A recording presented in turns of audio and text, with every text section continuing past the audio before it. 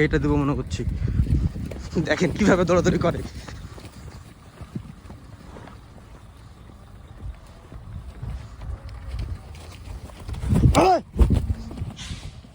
আসসালামু আলাইকুম। তো আমি আপনাদেরকে প্রতিনিয়ত বলি যে আমি যে খামারে কাজ করি এখানে কোনো টাইম টেবিল নাই, যখনই কাজ হবে তখন কাজ করতে হবে। আমি আপনাদেরকে একটা জিনিস দেখাই, বুঝতে পারবেন কিনা জানি না। মাগরিবের আজানের আর 6 মিনিট বাকি আছে, ঠিক আছে? মাগরিবের আজানের আর 6 মিনিট বাকি আছে, আর এই সময়তে কাস্টমারের গরু অর্ডার হয়েছে। এখন আমরা রুমে যাওয়া বাদে ওই কাস্টমারের গরু বের করব, ওজন করব, নাম্বার ছিল পরে গাড়িতে লোড করব। এটাই হচ্ছে আমাদের ফার্মের কাজ। আপনারা হয়তো বা অনেকে জিজ্ঞাসা করেন যে সৌদি আরব ফার্মের কাজগুলো কেমন হয়ে থাকে। আমি গতকালকে একটা ভিডিও আপলোড করছি অলরেডি, যে এখানে দুইভাবে বিভক্ত গরুর ফার্মের কাজগুলো।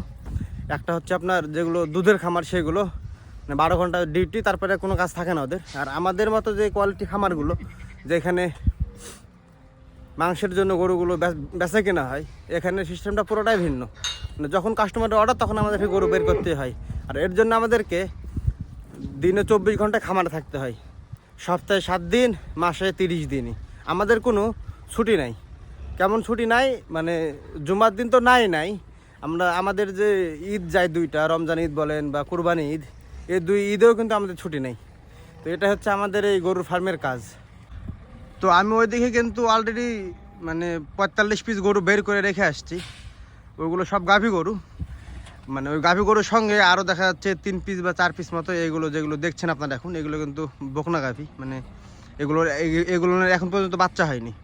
তো বকনা গরুর অর্ডার দিয়েছে, তো আমি এখান থেকে 3 পিস বাইর করব। বাইর করার পরে দেখা যাচ্ছে ওই বড় গরু যেগুলো আমি বের করছি ওইগুলোর সঙ্গে এইগুলো লোড করব। তো আমি আপনাদেরকে দেখাই যে এই শেড থেকে বকনা বাছুর বের করতে আমাদেরকে কতখানি কষ্ট করতে হয়। দেখেন কত দৌড়াদৌড়ি করে গরুগুলো। সব প্রথমে আমি এই কালো গরুটা বের করব। তো দেখেন কীভাবে একে আমি বের করি। হ্যাঁ, কালোটা যাবে, কালোটা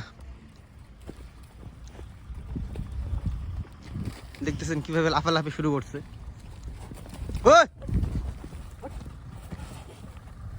দরজা এখানে খোলা, তারপরও লাফালাফি করে।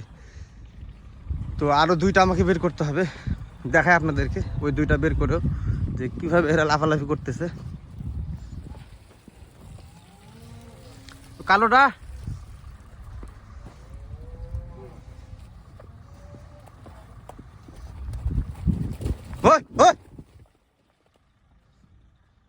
আয়, 2টা হইলো। তো আরও আমি 2-1টা বের করব বেশি করে। তো এখানে যে ওজনের চাহিদা কাস্টমারের, সেই ওজনেরগুলো খুঁজে পাওয়া যায় খুব দ্রুত।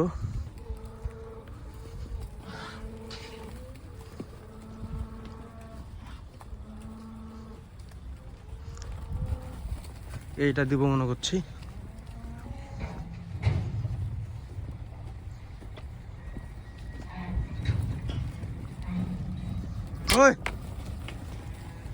এইটা দিব মনে করছি। দেখেন কিভাবে দৌড়াদৌড়ি করে।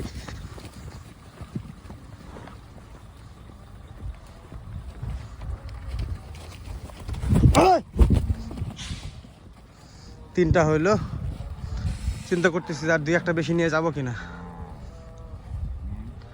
তো আপাতত 3 পিস নিয়ে গিয়ে দেখবো ওজন করে, যদি হয়ে যায় কাস্টমারের চাহিদা অনুযায়ী ওজন, তাহলে আর বের করব না। আর যদি ওজনে বড় হয়ে যায় বা ছোট হয়ে যায়, তাহলে হয়তো আবার আমাকে পুনরায় এই শেডে আসতে হবে। এ পাশে এগুলো সব গাভী গরু। তো সবাই ভালো থাকবেন, সুস্থ থাকবেন। এটাই হচ্ছে আমাদের সৌদি আরব গরু খামারের কাজ। আসসালামু আলাইকুম।